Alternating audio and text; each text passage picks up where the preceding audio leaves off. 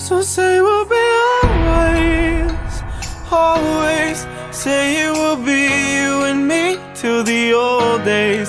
Let us be always, always. Through the highs and the lows, we'll be always.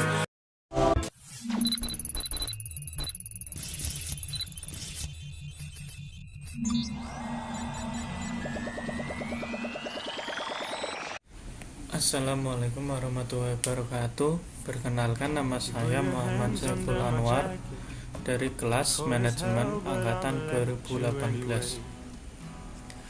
Mata kuliah Manajemen Pemasaran.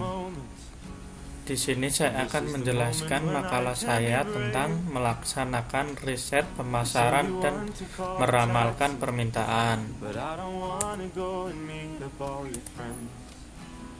Bab 1. Latar belakang. Pemasaran yang baik menginginkan pemahaman yang membantu mereka menerjemahkan kinerja masa lalu dan juga merencanakan kegiatan masa depan. Mereka memerlukan informasi yang tepat waktu, akurat, dan dapat ditindaklanjuti tentang konsumen, persaingan, dan merek mereka. Mereka juga harus sebaik mungkin membuat keputusan taktis dalam waktu jangka pendek dan keputusan strategis dalam jangka panjang. Usaha untuk menemukan pandangan konsumen dan memahami inflasi pemasaran sering menghasilkan peluncuran produk yang berhasil atau mendorong pertumbuhan suatu merek. Oleh sebab itu, perlu meninjau langkah-langkah yang dilibatkan dalam proses riset pemasaran. Rumusan masalah. Rumusan masalah di sini ada 4. 1. Apa syarat-syarat riset pemasaran yang baik?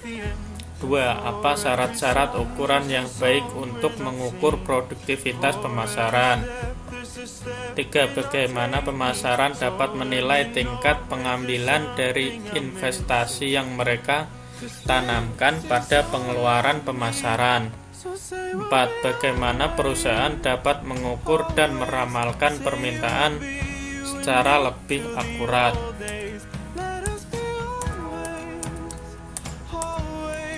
Yang selanjutnya, tujuan pembuatan makalah.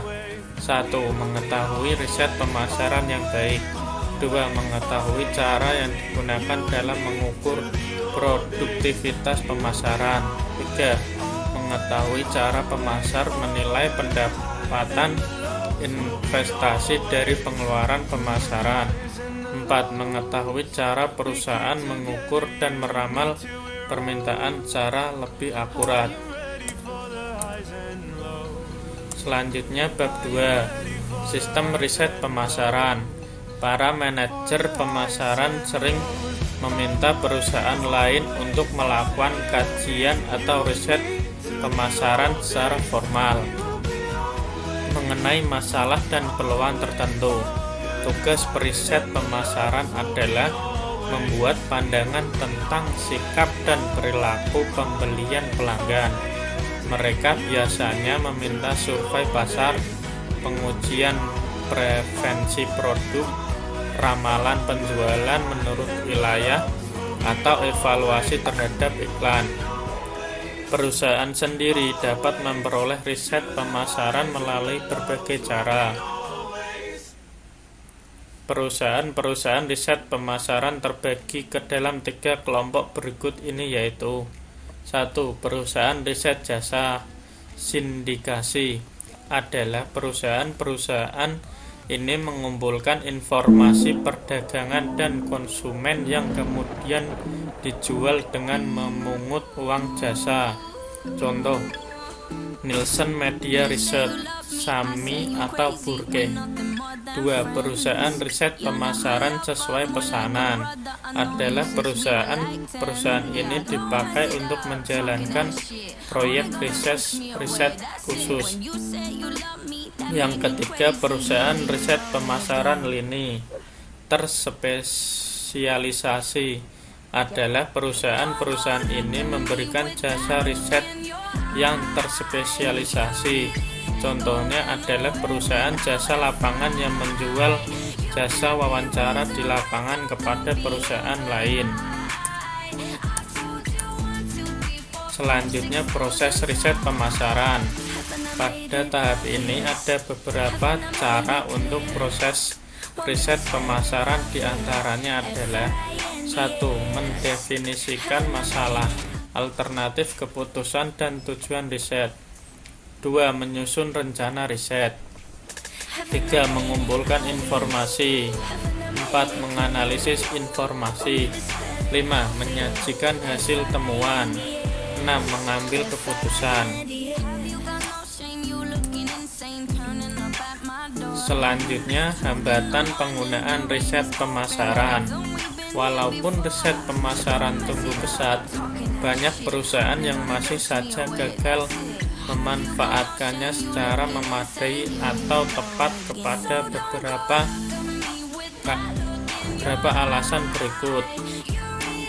1. Konsepsi riset pemasaran yang sempit. 2. Periset pemasaran tidak cakap. 3. Kurang baik dalam menempatkan masalah. 4. Hasil temuan riset yang terlambat dan terkadang salah. 5. Perbedaan kepribadian dan penyajian. Selanjutnya, mengukur produktivitas pemasaran. 1. Tugas penting riset pemasaran adalah menilai efisiensi dan efektivitas aktivitas pemasaran. Pemasar semakin bertanggung jawab atas investasi mereka dan harus mampu menilai pengeluaran dan meminta persetujuan dari manajemen senior. Dalam survei Adjustor terbaru, 70% dari eksekutif pemasaran menyatakan bahwa mereka tidak menangani pendapatan dari investasi pemasaran mereka. Studi lain menyingkapkan bahwa 63% dari manajemen senior menyatakan tidak puas dengan sistem pengukuran kinerja pemasaran mereka dan menginginkan pemasaran memasukkan perkiraan atas dampak sebelum dan sesudah program pemasaran.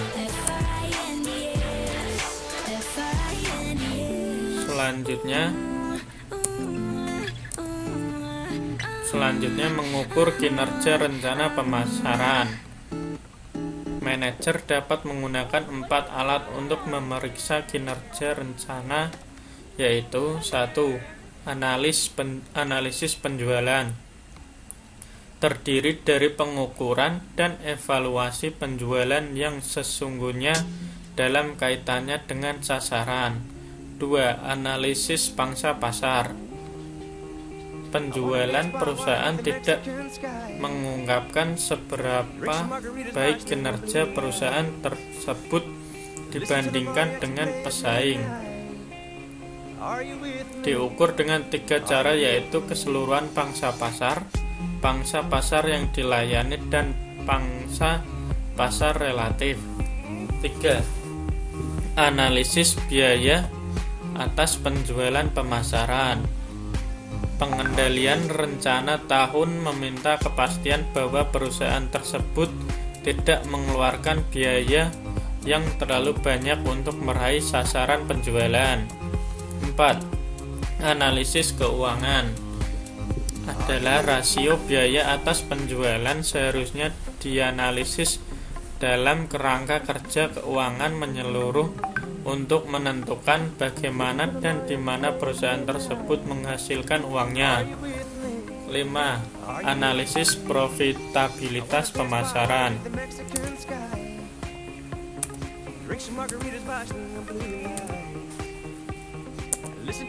Selanjutnya, peramalan dan pengukuran permintaan. Salah satu alasan utama melakukan riset pemasaran adalah mengidentifikasi peluang pasar. Setelah riset selesai, perusahaan harus mengukur dan memperkirakan ukuran pertumbuhan dan potensi laba dari masing-masing peluang pasar. Selanjutnya, ukuran permintaan pasar. Perusahaan dapat menyiapkan hingga 90 jenis perkiraan permintaan yang berbeda untuk 6 tingkat produk, 5 tingkat ruang, dan 3 periode waktu yang berbeda. Setiap ukuran permintaan melayani suatu tujuan tertentu. Perusahaan perlu memperkirakan permintaan jangka pendek bagi produk tertentu agar dapat melakukan pemesanan bahan mentah, perencanaan produksi, dan peminjaman uang tunai. Selanjutnya, memperkirakan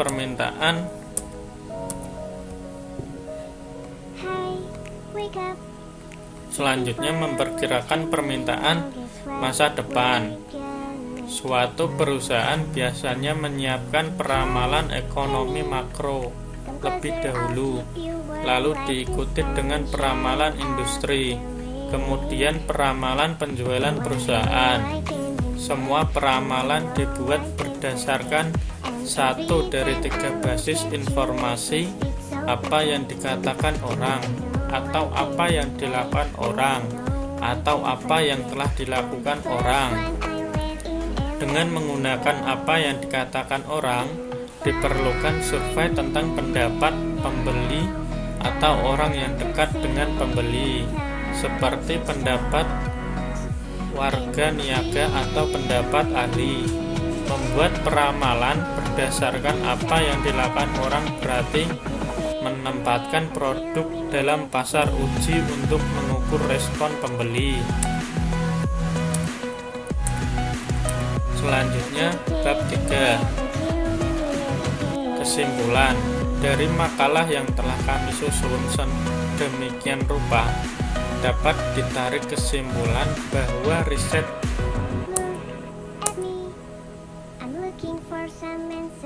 riset pemasaran dapat dilakukan perusahaan secara sendirian atau menyewa perusahaan lain untuk melakukannya. Riset pemasaran yang baik dicirikan oleh metode ilmiah, kreativitas, metode multiriset, pembangunan metode yang akurat, analisis manfaat biaya, skeptisisme yang sehat, dan fokus yang etis. Prosesnya sendiri meliputi pendefinisian masalah dan tujuan riset, pengembangan rencana riset, pengumpulan dan analisis informasi, penyajian temuan-temuan kepada manajemen, dan pengambilan keputusan. Saran dari penyusun.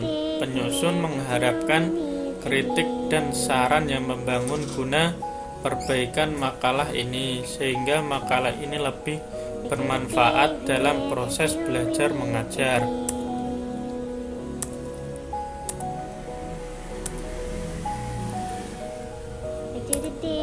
Cukup sekian presentasi makalah saya. Kalau ada salah-salah kata mohon dimaafkan. Wassalamualaikum warahmatullahi wabarakatuh.